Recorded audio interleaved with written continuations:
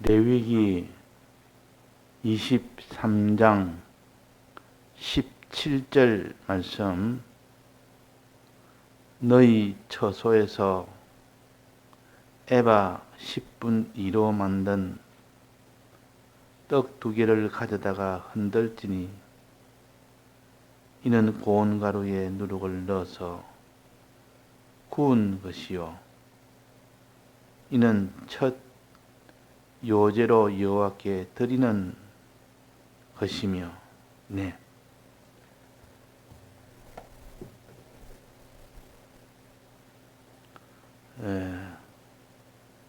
오순절에는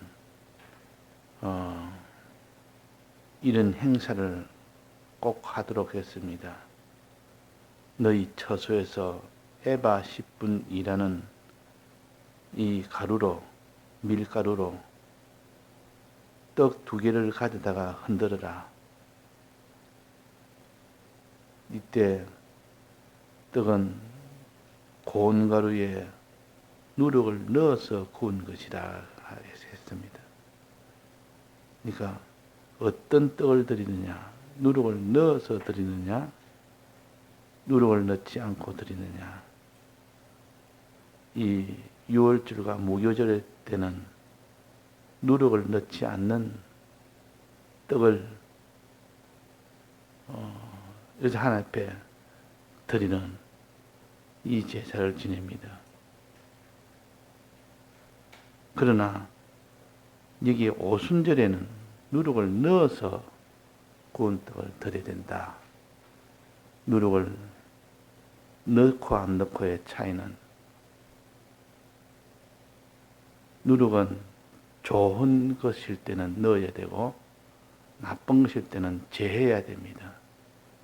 누룩을 다 제하라 하는 것은 무교절과 유월절에서 누룩을 다 제해야 됩니다.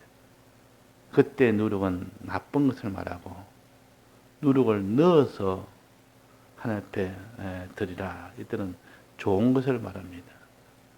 자, 우리 기독자에게 제일 나쁜 것이 뭡니까? 죄입니다. 죄는 막바로 사망이기 때문에. 그래서 누룩을 넣지 말아라, 무교병을 먹어라 이 말은, 무교병을 드리고 무교병을 먹고 해라 하는 말은, 죄를, 너는 지은 죄는 사함받고 만난 죄는 이 죄를 다 제하여 버리라, 싸워 이겨라 한 그런 뜻에서의 요 무교절이고, 근데 유교병은 누룩을 넣어서 구운 떡이니까 이거는 좋은 것이니까 죄가 아니고 뭐겠습니까? 의를 가르칩니다. 죄라는 것은 막바로 다 사망이고 의라는 것은 전부 다 생명이 되는, 이때 누룩은 의를 가르친다. 의든 죄든 하나가 들어오면 다 그것이 크게 전체가 다 확장이 되는 그런 성질을 가지기 때문에 누룩이라 그렇게 표시했고, 그래서 죄라는 누룩을 하나 허용하면 전체가 다 죄악이 제약화되고, 의라는 누룩을 하나 가지게 되면 전체가 다 차차차차 의로 다 변해버립니다. 그래서 이것을 둘 다 누룩이라, 죄도 누룩이라 의도 누룩이라 그렇게 하신 겁니다. 그러니까 유월절과 무교절은 누룩을 넣지 말라는 그 무교병을 말했고, 오순절에 대해서는 누룩을 넣으라는 이 의에 대해서 말합니다. 이 큰 이런 구별을 우리가 먼저 해야 됩니다. 아무리 우리가 주님의 사죄의 공로로 죄의 사함을 받았다 할지라도, 또 이 거룩한 길을 걸었다 할지라도 의가 없으면 그 사람이 이 영생을 얻지를 못합니다. 죄가 없어야 되는 이 기본 조건은 충족해야 되고, 다음에 의가 있어야 최종 영생이 되는 것인데, 그래서 이 오순절은 의를 가질 수 있도록 진리와 성령의 은혜를 주신다. 진리와 성령의 은혜는 죄를 사함받게 하는 이런 능력도 있지만은, 죄와 이기는 능력도 있지만은, 그러나 그 주된 것은 의를 이루는 데는 이 진리와 영감의 은혜가 반드시 이것이 충만하게 있지 않으면 안 된다 하는 것을 가르칩니다. 그래서 이 의는 어떻게 하느냐? 사람을 사랑하고 하나님을 사랑하는 것이 의입니다. 하나님을 먼저 사랑함으로 인하여 사람을 사랑하는 이것이 의라. 이걸 다른 말로 화목제사라고도 합니다. 하나님과의 화목, 사람과의 화목을 이루어야 의가 되는데, 하나님과의 화목이 이루어지지 않고 사람과의 화목이 이루어지지 않으면 그는 의가 되지 않는다. 그래서 오순절과 이 화목제사는 공통점이 하나 있습니다. 오순절 제사는 또 화목제사는 둘 다 유교병을 요제로 드리라는 것이 공통점이에요. 그러니까 오순절에도 유교병을 드리고 화목제사 때도 유교병을 드리라. 드리되 그것을 요제로 드리라. 요제로 드리라 한 것이 이 다른 제사와 구별되는 면입니다. 그러면 이 구별되는 이 면을 우리가 붙들어서 의를 위해서 하나님 앞에 은혜를 받아서 의의 길로 걸어가는 사람이 되라. 즉 하나님 사랑하고 이웃 사랑하는 길을 걸어라. 하나님과 화목하고 사랑과 화목하는 이 사람이 되라. 즉 주님의 이 대속에 주님을 늘 생각하여 그분을 위하여 살아라. 그분을 위하여. 또 그분이 가장 사랑하는 사람을 위하여 살아라. 사람을. 이것이 화목 제사입니다. 그래서 하나님과의 화목이 먼저 있고 그 화목을 가지고 사람과의 화목을 이루는 이것을 화목 제사라. 그래서 오순절과 화목 제사는 내나 같은 건데, 알맹이로 본다면 화목 제사요, 외부로 본다면 오순절 절기입니다. 진리와 성령의 은혜를 오순절에 받아서 하나님을 사랑하고 이웃을 사랑하는 이 알맹이를 이루어라 하는 뜻입니다. 진리와 성령의 은혜를 받지 못하면 아무도 의의 길을 못 걷습니다. 하나님 사랑하고 이웃 사랑하는 길은 걷지는 못합니다.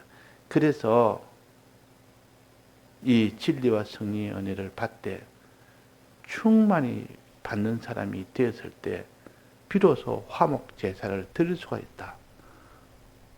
하나님과의 화목을 이룰 수가 있고 사람과의 화목을 이룰 수가 있습니다. 이것이 화목 제사요. 이것이 오순절 절기입니다.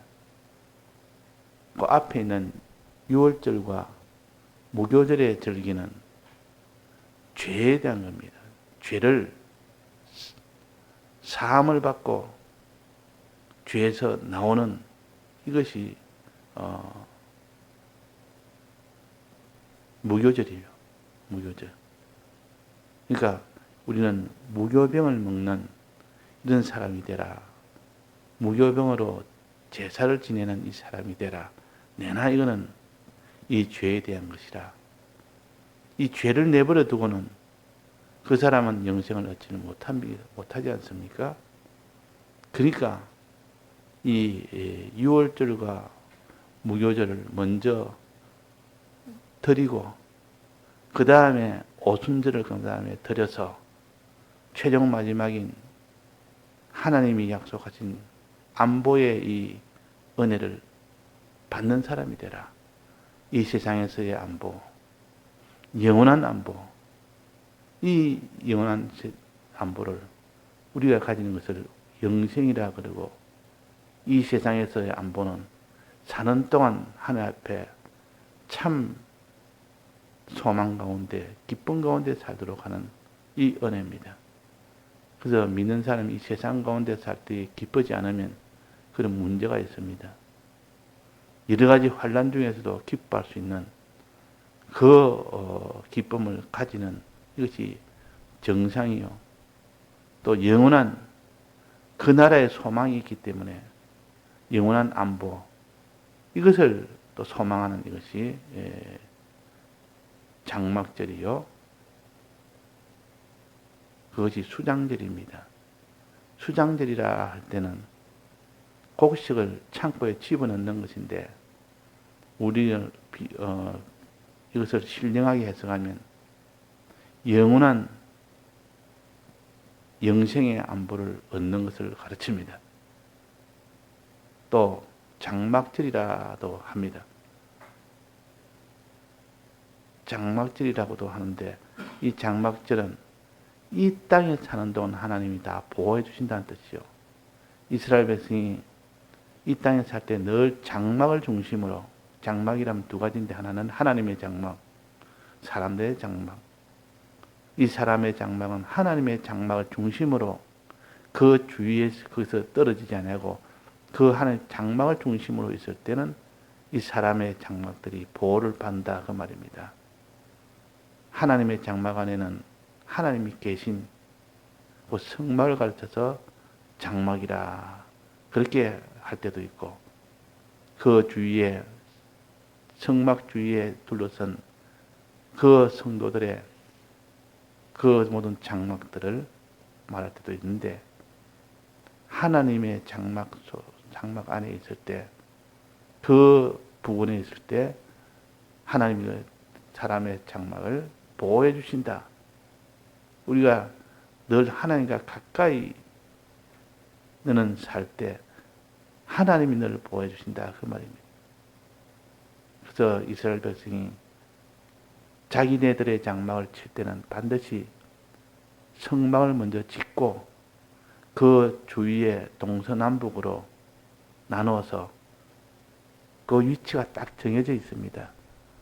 거기에 장막을 쳐야 되지. 저 떨어져서, 나는 저 장막을 더 떨어져서, 그러니까 하나님의 장막인 성막에서 떨어져 살면 반드시 그 사람 하나님과 멀어질 수밖에 없습니다. 하나님을 떠날 수밖에 없습니다. 하나님의 은혜를 받지 못할 수밖에 없습니다. 그래서 장막의 위치까지도 우리가 보면서 참 이 은혜가 우리 속에 와야 됩니다.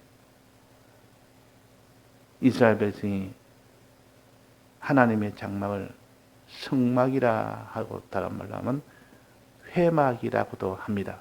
회막.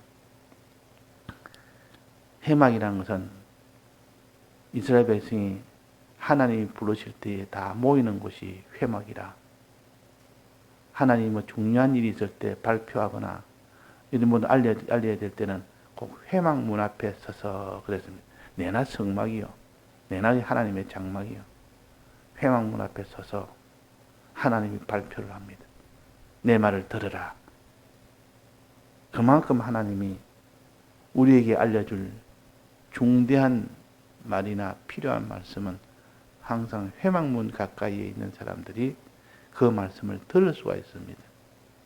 그래서 회막이란 말이나 성막이란 말이나 장막이란 말이나 다 같은 것인데 그때 용도에 따라서 다르게 부릅니다. 그래서 이 장막 가까이 있으라 하는 이것을 가서 장막절이라 그러고, 또 이것을 영원한 안보를 준다 해서 수장절이라도 합니다. 그러니까 가나안 땅에 들어가는 것이 영원한 영생의 안보입니다. 우리는 무궁세계라는 이 영생할 수 있는 이곳을 소망하는 것이 우리입니다. 이 무궁세계에 들어가는 천국이라 보통 그러고, 그 반대는 영원한 불못이라 그러고 다른 말로 지옥이라 그럽니다. 우리 앞에는 이렇게 지옥과 천국이 있고 참 불못과 영원한 뭉세가 있습니다. 항상 이것을 소망하여 이것을 가지라는 것이 장막절이요. 세 번째 장막절이요. 수장절에 해당됩니다.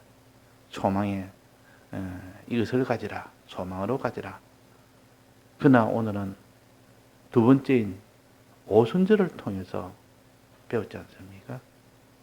오순절은 어떤지 두 개의 떡을 너는 하나님께 드리는 자가 되라. 두 개의 떡을 받기 위해서, 실상으로는 진리와 성령을 받기 위해서 떡을 먼저 드리는 겁니다. 제물을 드리면 주님은 그게 진리와 성령의 은혜를 주신다 그 말입니다. 어떻게 드리느냐? 요제로 드리라. 요제로. 요제란 말은 흔들어 드린다는 뜻이요. 하나님 앞에 하나님 드립니다. 이런 뜻입니다. 흔들어. 좌우로 흔들고 위아래로 흔들고, 보통 거제는 위아래로 흔드는 거면만 위주로 했고, 요제는 그냥 흔든다는 그런 의미에서 요제라 그랬습니다. 그래서 다 같은 뜻입니다. 그래서 흔들 때 먼저 위로 흔듭니다. 위로. 하나님 앞에 드립니다. 그런 뜻입니다. 자, 우리는 무엇을 드려야 된다 했습니까?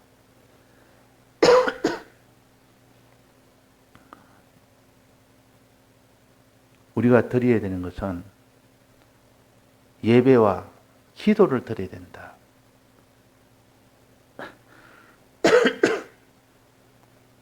받는 것은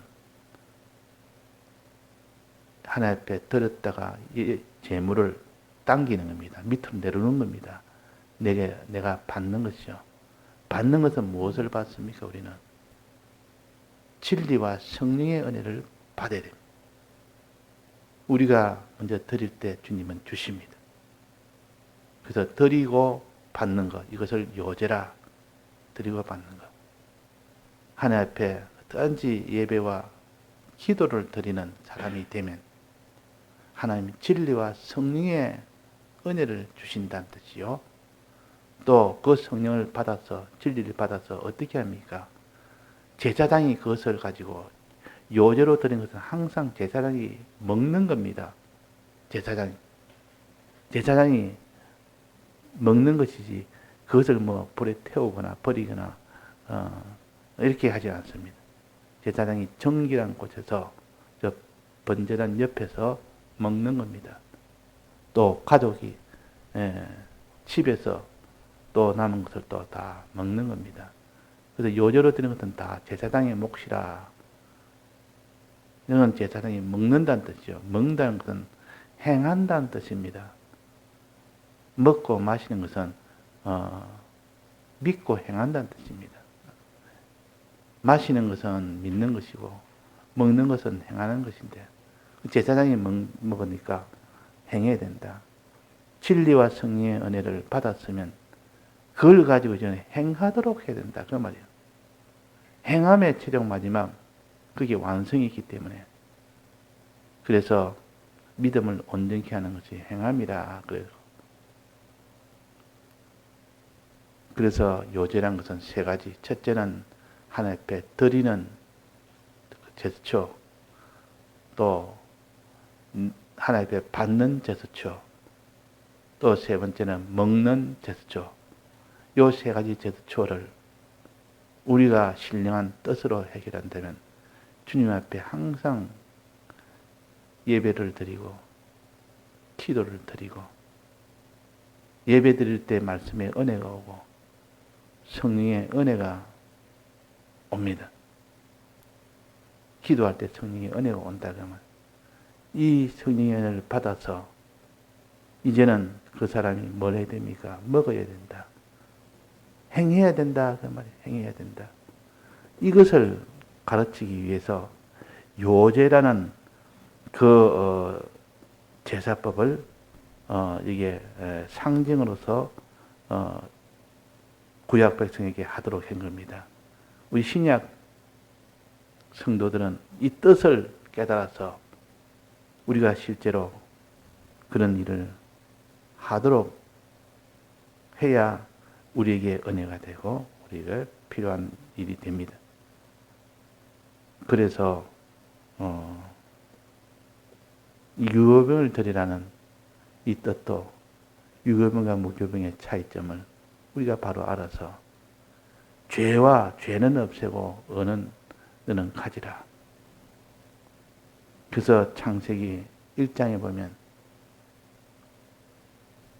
뭐랬습니까?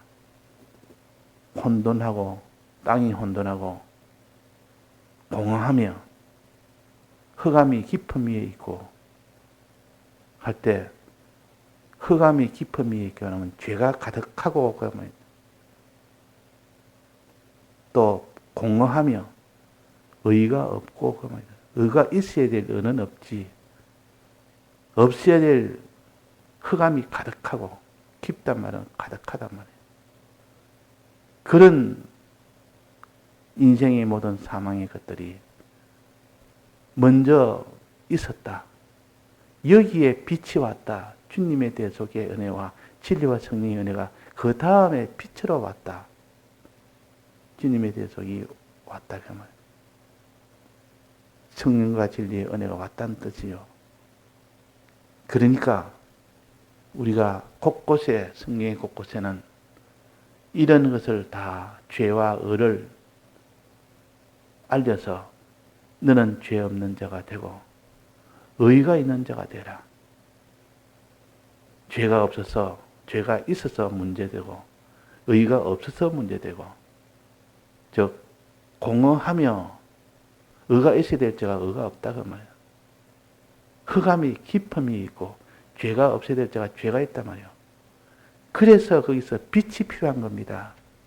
그 첫날에 빛이 왔단 말은 이 죄악의 이 세상에 의가 없는 이 세상에 주님의 이 세상에 오셔서 우리에게 죄를 없게 하시고 의를 있게 하신 이 은혜가 빛의 은혜요.